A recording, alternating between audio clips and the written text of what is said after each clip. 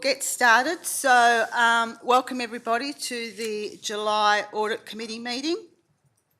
Members of the public are advised that recommendations to Council contained within this agenda can be subject to changes.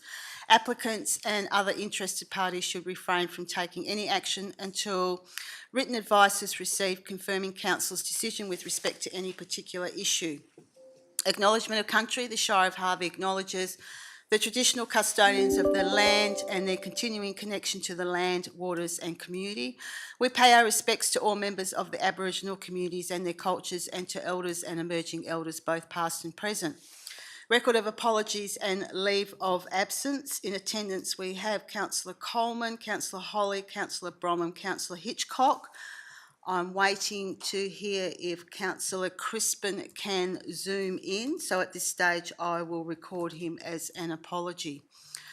Declarations of members and officers' personal interest. Are there any councillors or staff? No, thank you. Response to previous questions taken on notice is nil. Public question time is nil. Petitions, deputations, presentations and submissions is nil. Moving on to the confirmation of the previous minutes of the Audit Committee meeting held on Tuesday the 15th of April 2025. Do I have a mover that they be confirmed as a true and correct record? Councillor Holly, seconder Councillor Coleman. Any discussions, councillors? Put that to the vote. All those in favour? Carried 5-0. Thank you.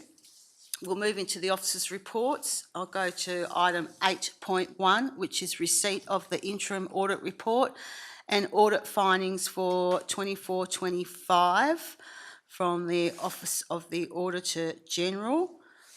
We have an officer's recommendation here that we received the findings. Do I have a mover? Councillors, Councillor Coleman, thank you. A seconder, Councillor Bromham. Is there any discussion, councillors? Councillor Hitchcock. I note the I think it was moderate for the cyber security. A lot of organisations and government bodies are following the Australian Signals Directorate's Essential 8 maturity model. I'm just wondering, is the Shire following that? If not, what model are they using for cyber security? CEO through to Mr. Winter. Thank you. That is a great question that just went totally over my head. I know that we're doing an awful lot in this space. Our manager IS is here. He may be able to add to it, but let me tell you what some of the things that we are currently doing. So we currently spend quite a bit of money in relation to firewall backups, mirroring of images. We use Citrix for staff coming in to try and add that layer of security. Last year and also the year before, we had consulting monies that we used to have a consultant come in and go through and pick up some of the issues that we had, and we've been working on those. In our IS strategic plan, it's one of those areas that we've highlighted as we need a lot more. Not a lot more work in that space. You would probably have recognised in the draft budget that we have $75,000 included for a SEAM. That will be implemented for monitoring this year going forward. But in relation to the plan that you've asked, I don't know how that falls into that. So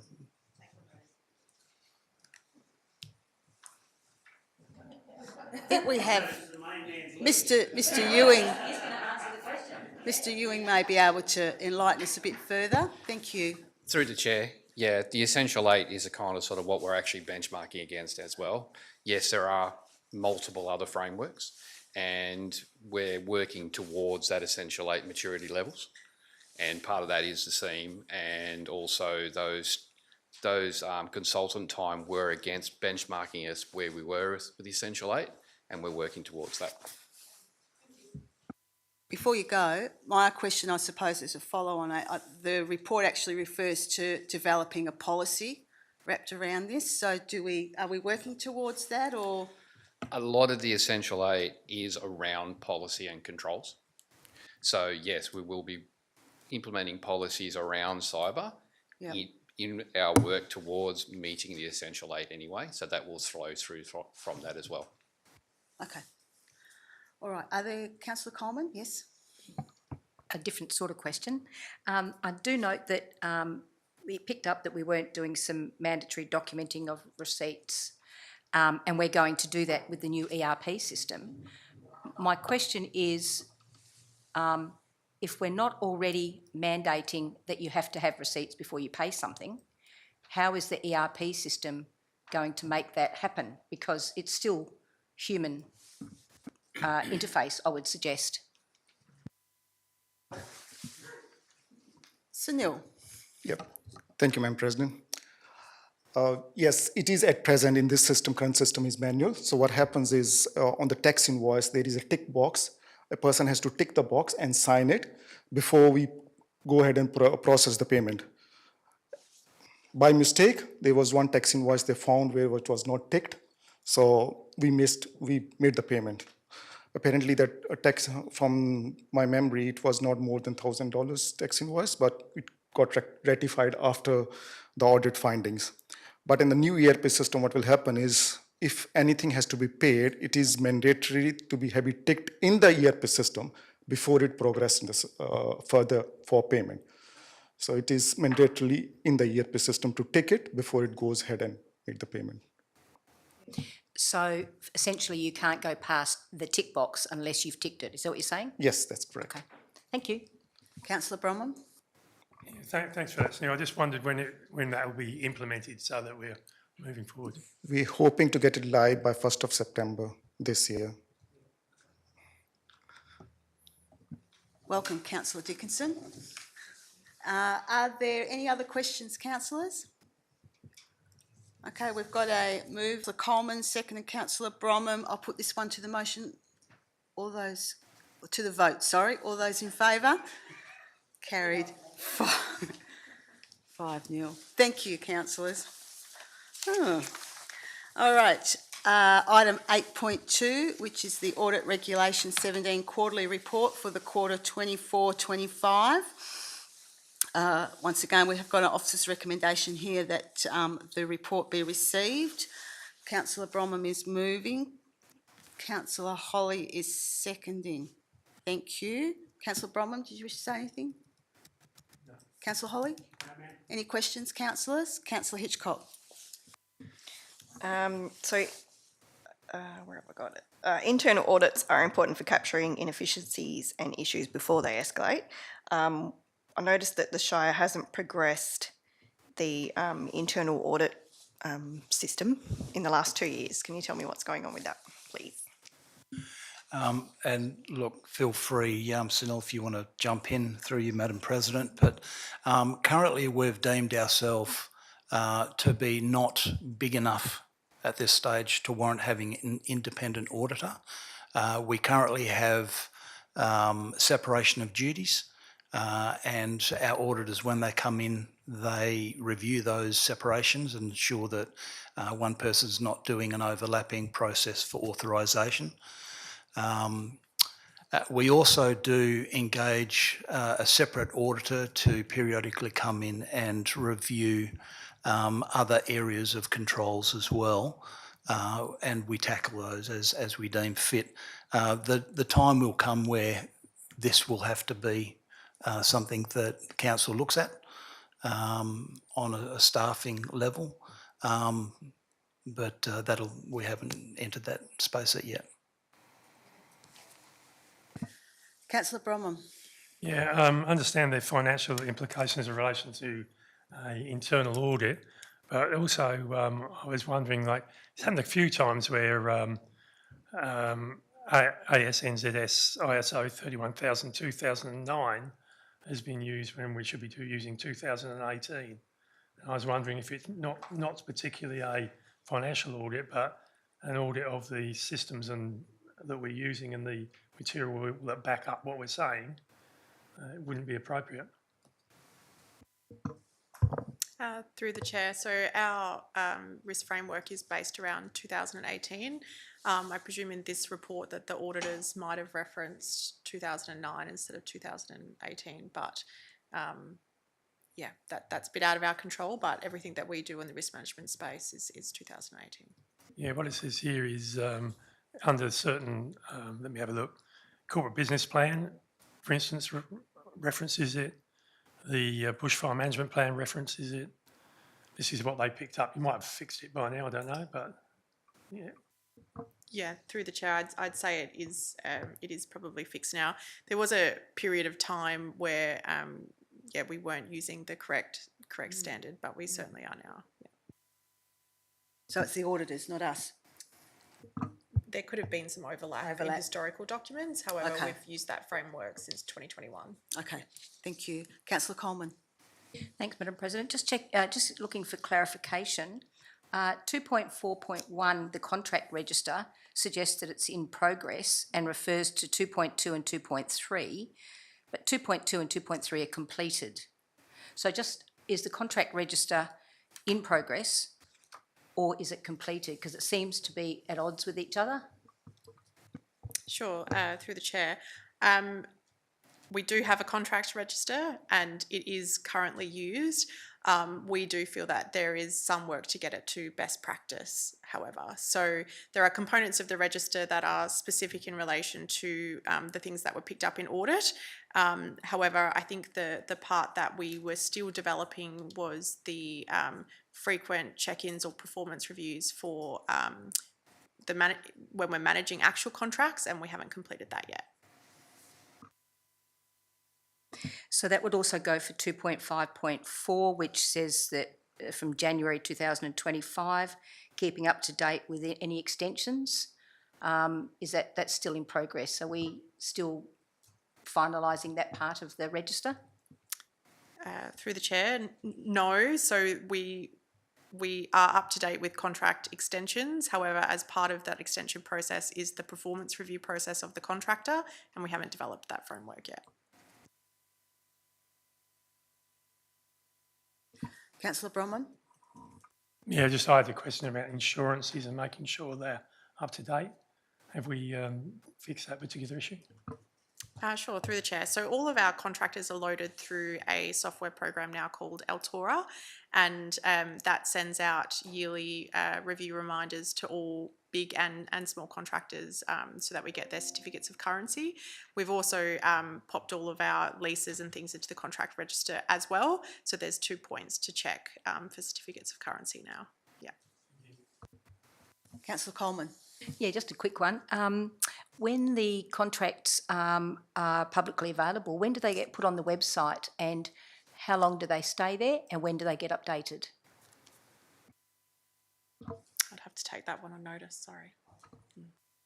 We'll take that one on notice. Thanks, Councillor Coleman. All righty, do we have any other questions, councillors?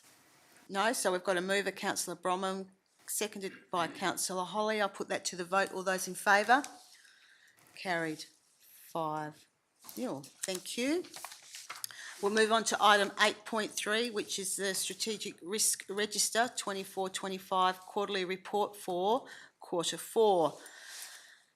We've got an officer's recommendation here that we receive this report. Do I have a mover, councillors? Councillor Coleman, thank you. A seconder? Councillor Bronwyn. Councillor Coleman, did you want to speak to this one at all? I do have a number of questions. Yes, please go ahead. Yeah, Yep. okay, thank you.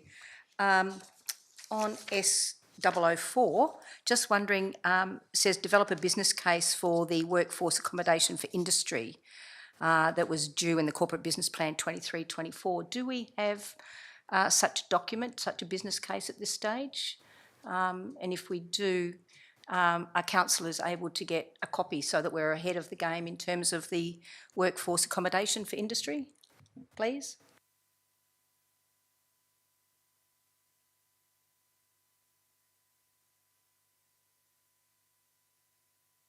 Apologies, I'm trying to just find it in the report. I do believe that we previously had an action in a corporate business plan which was subsequently removed because there was no budget allocated to it for a number of years. So I believe that it's linked to that. So no, we do not have one. Just a follow-up, thank you for that. Are we planning to do one? Because at the time, if I remember rightly, we thought that that was a fairly high priority given the number of workers that are constantly looking for accommodation here and our local policies. So is there an avenue to either revisit the policy? Would that be easier, for example, or would it be easier to do a business case? Yeah, sorry, I was a bit lost with it for a start. But look, when we've met with the new owners of the Algamale camp, they are not proposing to do workforce accommodation because there's not the volume of workers to justify having a camp, having a workforce camp. What we are looking at is the affordable accommodation on Hester Street, and that may be an option. But at the moment, we're hearing from industry that a larger scale workforce accommodation camp is not going to be financially viable because the low volume of workers for each sort of industry and the difficulty getting an operator to make it stand up. Just hold on one moment, Councillor Coleman. Have you got another question? Because I'm just relating to that. Yes. Yeah, go ahead. Thank you for that response. I was thinking more, we've had conversations over the last few years that our policy will only allow one residence on Harvey Beef's blocks of land that they're not using for cattle.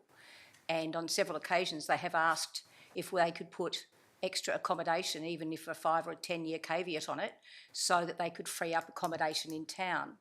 And it might be my understanding is wrong, but I thought that that would capture as part of the workforce accommodation as well. So hence my question about whether or not reviewing a policy might be a little easier than doing a full-blown business case to alleviate two things: rental in town and helping the Harvey Beef workers.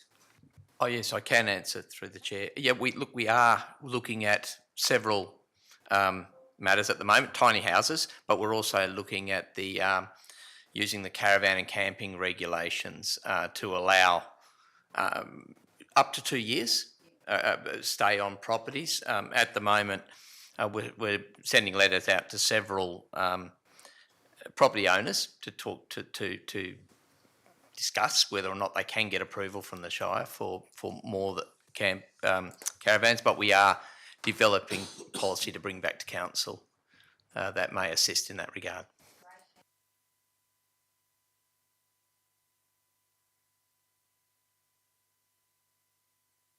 Just bear with me, I'm just flicking through. I thought I read somewhere.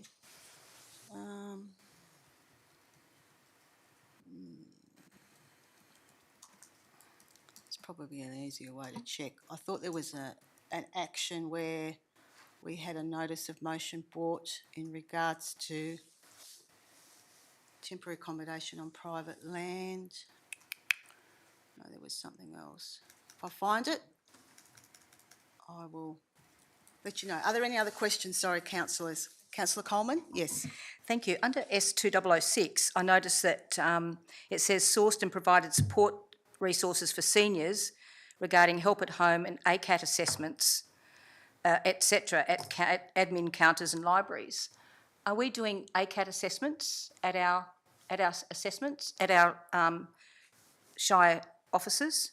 I thought that was only being done through the hospital system, and the help at home is being done through the CRC or Hokart Lodge. So S2006 it is, down the sort of bottom.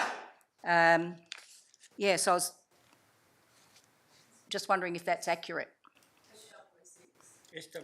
S006 down the bottom, 2.1.4.2, yep, down the bottom.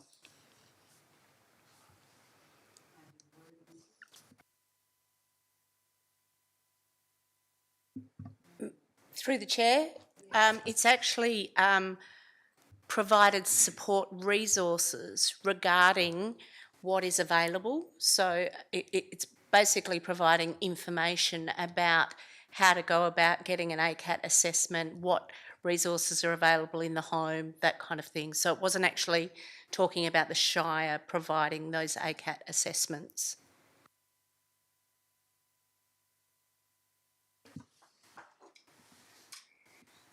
Any other questions, councillors? Can I just go to S007? And when we start looking at some of the actions, just further down, thank you, in regards to our local emergency service and LEMAC and the like, there doesn't seem to be a lot of commentary against this. And I know that, for example, we've done a bit of an exercise in June, the LEMAC committee.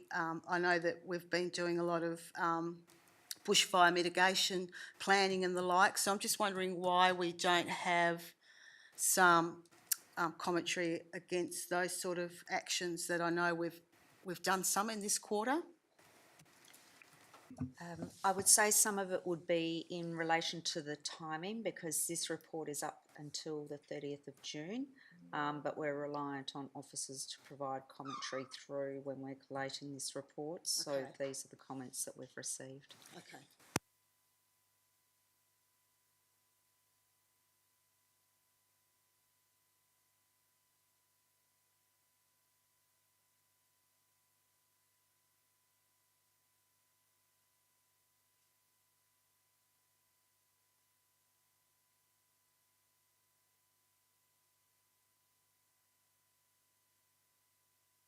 Just out of interest, I know the City of Bunbury are picking up as a line in their budget for servicing and the like of charging stations, because RAC is no longer funding that.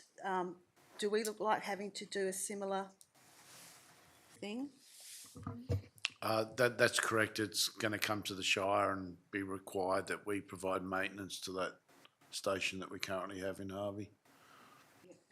And what about, is there a Treendale one as well, or is that not? Is there a Treendale one? Yes. Yes, sorry, yes, Yeah. that's correct. Okay, alrighty. S018, I'll come back to you, councillor Bromham. Complete the promenade reconfiguration, and I know we discussed this briefly at the last meeting. Can we just have an update on what we're actually doing with that one? Going back to the drawing board maybe, or? Through the chair, at the moment, we're just reassessing that whole promenade design. One of the things that we're just about finished undertaking is getting some up-to-date road counts on what's actually happening around that facility. We were of the belief that some of those roads that were secondary roads close were taking fairly high counts, but we're finding that they're within the range that the roads were designed for. At the moment, we've got our Bruce, who's looking at, as one of our consultants, who's looking at that whole thing just to determine whether or not it's something that we would look to continue. At the moment, I believe that the funding that we have probably wouldn't be sufficient, and the designers are of the belief the impacts that we would have on all of the businesses along there, whether or not the value's there to actually look to do something. So at the moment, we've rolled it over into this financial year, but once we have a bit more information, we'll likely bring something back to council to give some more information on that. As a regular visitor to the Treendale shops, the only thing I notice is where you move the pedestrian traffic moves from the Woolworths side across to the new shops.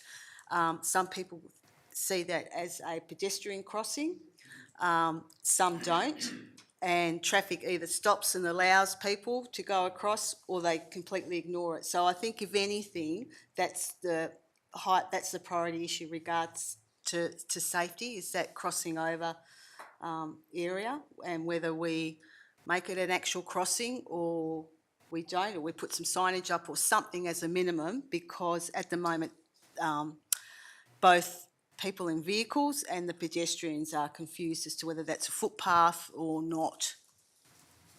And that's just my observation. I'm happy to have a look at that and see what's currently there and determine who has right of way and make that clear. My understanding is the pedestrians wait for the traffic. 'cause it's Correct. actually a Yeah, thoroughfare as such. yeah. But that's not how it's interpreted. All right, are there any other questions, Councillor Coleman? Thank you. Under S013, talks about Kalgallup Regional Park and Yalgarup National Park. Are they both within our shire in terms of management? Because when you look it up, Yalgarup is in Preston Beach very clearly on their website, and Kalgallup is managed by Collie. So I'm just wondering, are we expending finances wisely in relation to the people that actually, are mandated to look after the park, or are the websites wrong? Yeah, look, our involvement is actually to send Sam to the meetings to keep informed, because although they're in neighbouring shires, they do sort of impact our shire, and yeah, we do get some good information off them that helps us. Councillor. Councillor Dickinson?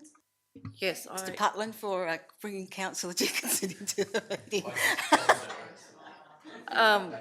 thank you, and thank you for, I actually did have a question for ELT in relation to Kalgarup National Park today anyway, but I'll also maybe, Lake Preston is part of the Yalgarup National Park, so that is in the Harvey Shire, and Kalgarup National Park is part of the Leschenault Estuary. So big pieces of those are actually in our shire, so they are appropriate for us to have input into it, but I actually think that we don't have enough input and we probably should have a bigger presence, because a member of the public brought it to my attention that they went to the launch of the Kalgarup Park and the e-book, and they questioned why there was not Harvey Shire representation there and why aren't we having more representation when the part of the Brunswick River, the Collie River and the Leschenault Estuary are all part of that national park. So that was a question that I was actually going to bring up at the ELT today.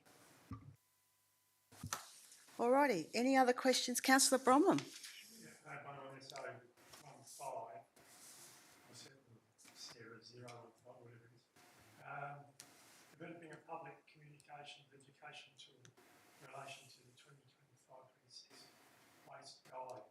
And when we're talking about photo and those other things,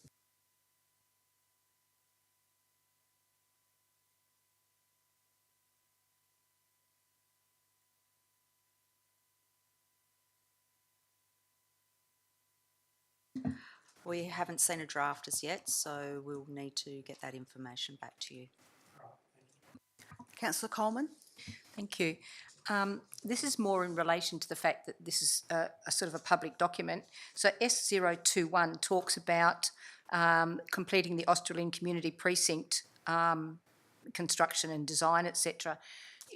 Can we or should we put comment in there that it's been deferred or something rather than just ongoing for that particular, because its base rating is high and the residual risk rating is high? I'm just wondering if we could perhaps put something in there that it's, deferred until the current projects are off the books or till a further year, rather than just leave it sort of blank and ongoing. Yes, you're correct. That comment for the 3-month period doesn't incorporate all of those actions that are listed there, so we can notate that for what's published.